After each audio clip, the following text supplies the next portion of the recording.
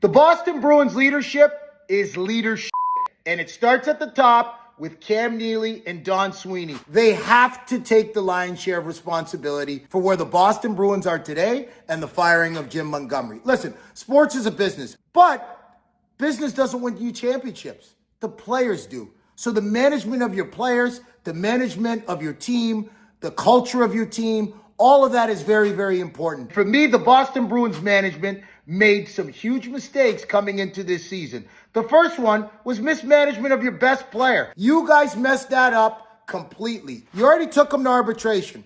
The guy just has his best season. He's your best player. You guys tell him to prove it. He goes out and does that. Proves it in the playoffs. Loses second round to the Stanley Cup champions. Pay the man. Why can't you pay him? You don't want to pay him. You try to trade Allmark. You finally trade Allmark. You trade him before you get him signed. Now you want to strong arm him.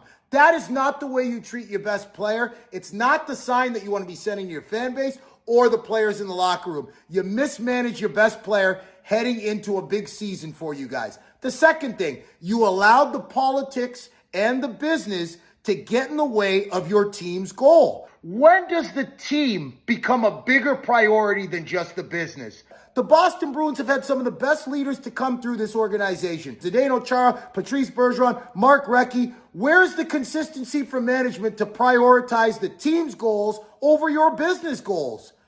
Like, where does that get managed? So you drop the ball there on managing your team as a whole. Jeremy Swayman's got to be in training camp. You don't think those players who have won a President's Trophy, who finished second in their division, need to see the guy in training camp who's going to take them to winning their ultimate goal? That's what they just trained for.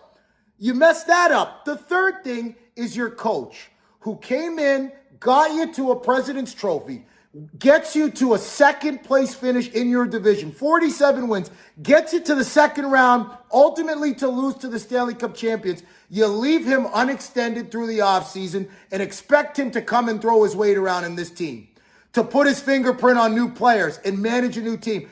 To me, this team was set up to be right where they are today, and it's up to management to turn this thing around and to get that culture back to a winning culture and what we are accustomed seeing the Boston Bruins play like, be like, and be managed like.